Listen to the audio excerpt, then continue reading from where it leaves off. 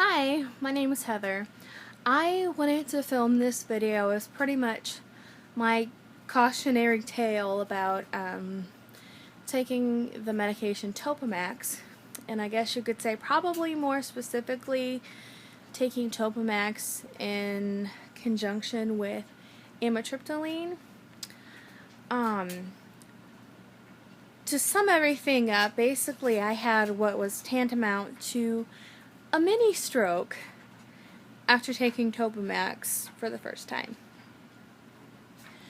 Basically, what had happened was I had started a new job back like at the end of April, and it was just a really horribly stressful time. It was hard on me physically. It was hard on my family. I have Asperger's and, lots of issues with like anxiety, social anxiety. I have 2 autistic children and, so this was just really hard on the whole family. My blood pressure was up. I started having severe headaches. I get several attacks a day. It was just like an ice pick stabbing headache only on the left side, like behind my eye, pretty much. And they were different from migraines. Just want to make that clear. They were different from migraines. Because I have migraines too. So, everything was just pretty much going nuts. Physically, emotionally, it was just a hard time. But the headaches were a huge concern because they were pretty much incapacitating. They were just so painful. I couldn't hardly get anything done. I was having a hard time at work. So I have been going back and forth to my regular doctor for these headaches to try different things to, help it. And, we tried Amitriptyline and all this stuff, tried blood pressure medicine, even though my blood pressure was lower, the headaches weren't going away. And so, what happened was on a Friday, this was at the end of June, I went to my psychiatrist for just a 6-month follow-up, just saying, how I'm doing, if I need any medication, need to tweak anything that I might be on. So, it was just that kind of thing. So I went and, I was having like a really hard time, handling the stress, especially being in pain all the time.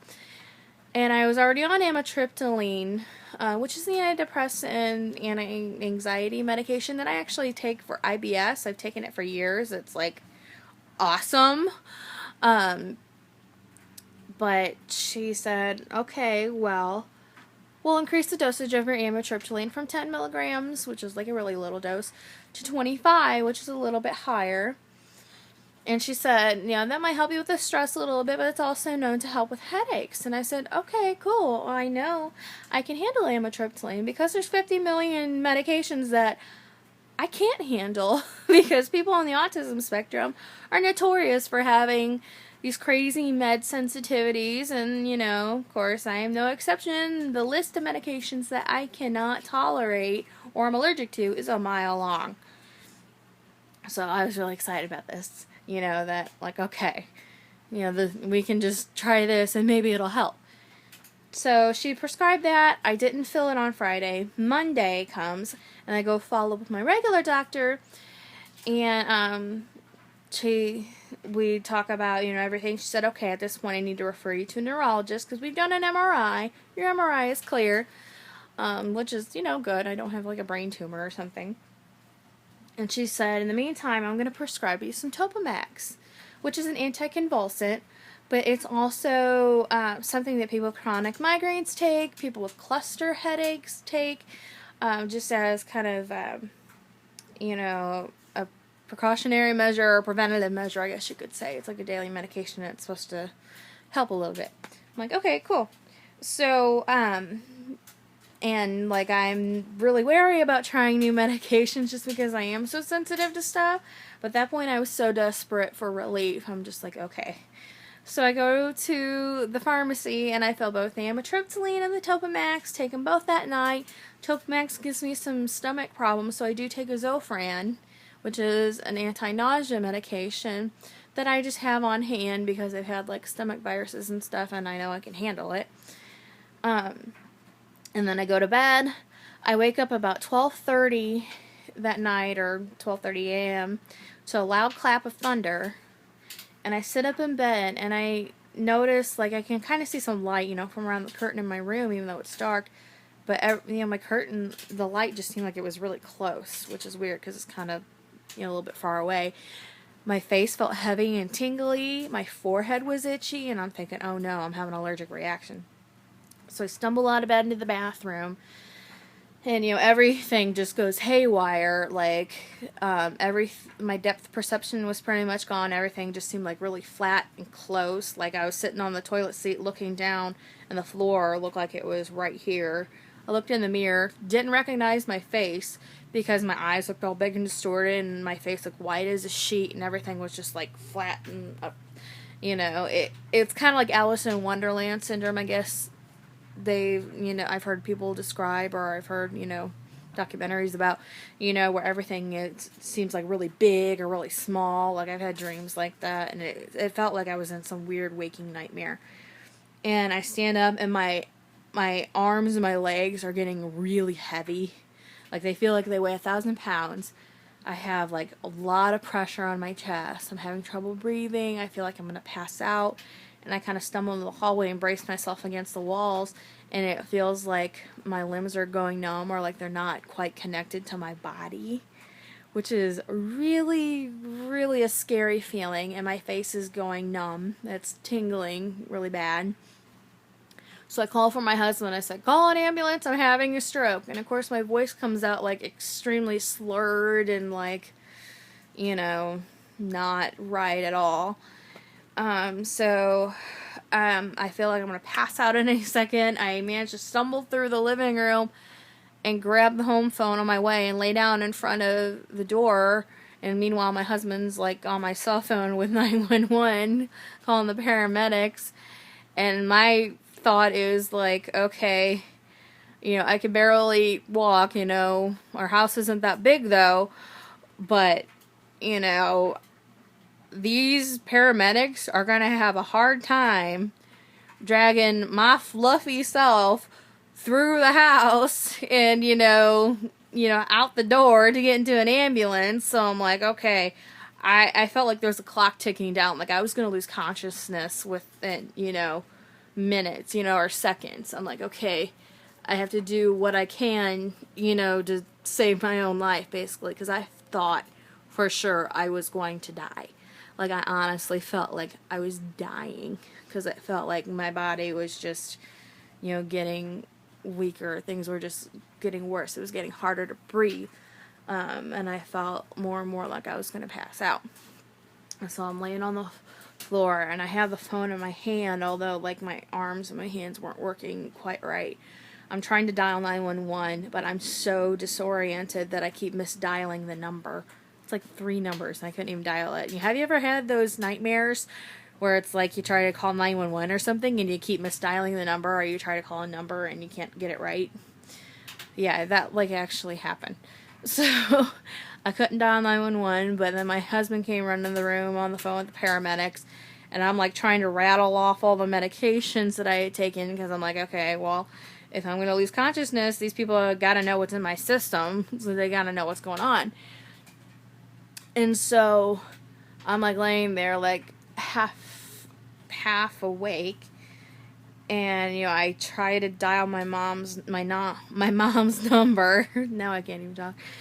I'm trying to dial my mom's number because I'm like scared to death, thinking I'm going to die. I'm like, my mom needs to know what's going on. I couldn't get through to her, like nothing was working, and I somehow managed to dial my grandma's number, because her number is muscle memory. It's been the same number my entire life. I don't know if anybody else has a grandma who has like the same number, that they've had since before time began. Yeah.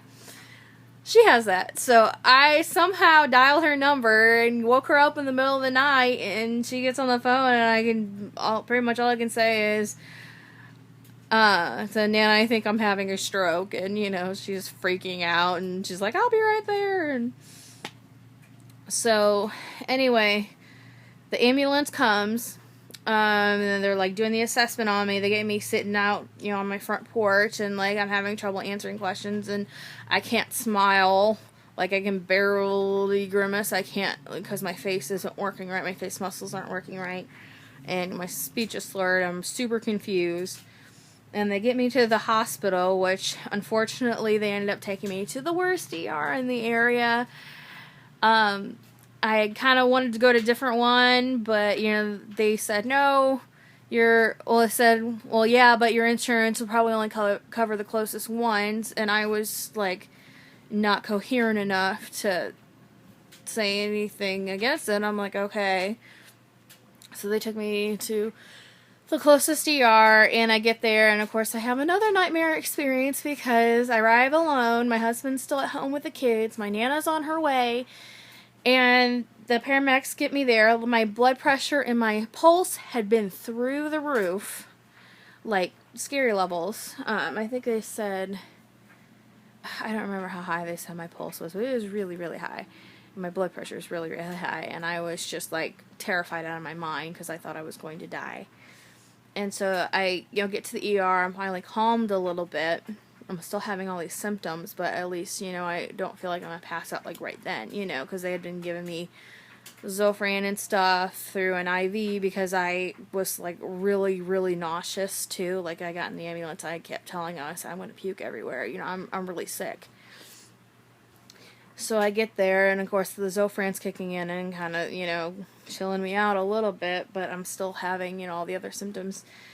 They, they stick me in the room, turn off the light, and leave me in there with no call button on my bed. I had to, like, crawl out of bed. I was, obviously a fall risk being, that my limbs weren't working properly, and I was super dizzy, but, yeah, I had to crawl out of bed and get my own call button. So I'm thinking, okay, well, if something's gonna happen, I could, like, die in here alone in this dark room, and they wouldn't probably know for hours, because it doesn't look like they really care about me.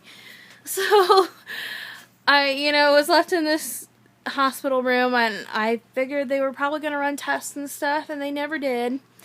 They didn't do any kind of tests, never rechecked my blood pressure or my pulse or anything beyond what the paramedics, did whenever they dropped me off. And even though everything was, like, high. And so, the doctor ended up discharging me after, like, an hour and a half, even though with all these, like, stroke symptoms going on still, saying, oh, it's probably just, the Topamax, or just had a bad interaction with the Topamax and the Amitriptyline. Just go home, sleep it off. It'll probably wear off by, late morning. Follow up with your doctor. Okay. So, my Nana gets me home, and, like, I can barely walk. Like, my legs are 1,000 pounds, and of course, the people at the hospital didn't even offer us a wheelchair to help me get out to the car, and I could barely walk. And, I'm, like, really out of it. My speech is still slurred. And it takes a couple days for the numbness and the tingling in my face to finally wear off completely. Like, the numbness wore off first, and then there was still really bad tingling for a couple days. It took a couple days before I was able to walk normally again. Like, the next day I could barely walk at all. It was horrible. It's like, you'd just been through some horrific workout, how your legs feel like they're really tense and heavy or whatever, except, without, like, the real muscle pain. It's just like they just weren't functioning. Like, my brain could not control my legs correctly. And, I was just, like, kind of confused for at least a day or two. I just forgetful about things, and it turns out, the Topamax takes like a week to get out of your system, and I didn't take any more Topamax, and I went back down to, like, the 10 milligrams on my Amitriptyline for, like, a week before I increased my Amitriptyline again, which thankfully the Amitriptyline has started to help with my headaches, the increased dosage, but I am still terrified that I might end up having, like, a full-blown stroke or something, because typically they say mini strokes are precursors to big strokes, but because mind seemed to be connected with the Topamax. I'm hoping that, and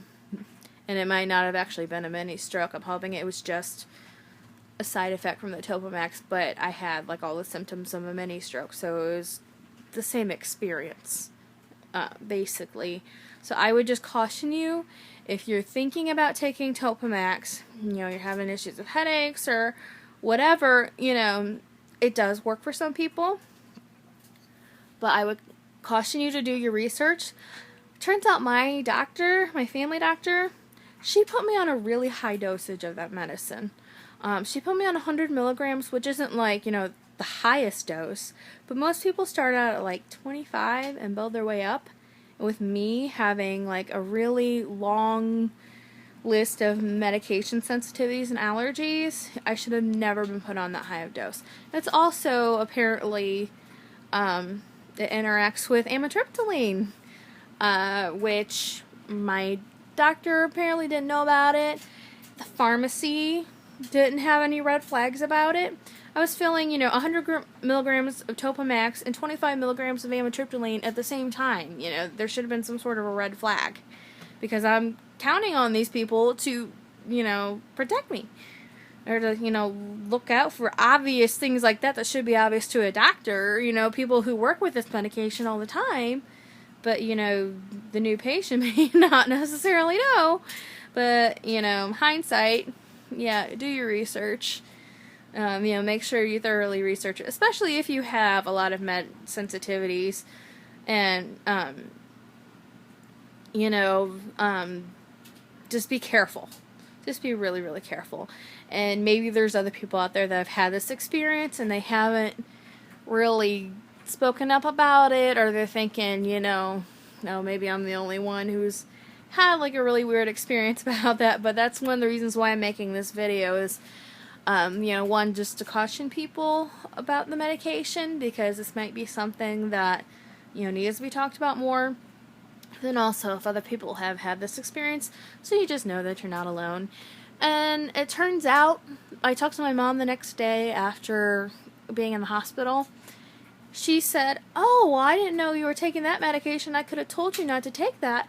That was the medication that they had me on for weeks or like a month or two, that I have, similar symptoms, but my neurologist made me keep taking that medication and refused to believe that it was the Topamax. They thought I had MS. Like, they thought something was really wrong with her, because she got to the point where she couldn't function at all. Like, she had trouble talking, walking, everything. They thought she had MS. And they finally, stopped the Topamax, and everything went away. She actually still, maybe has some residual effects, she said.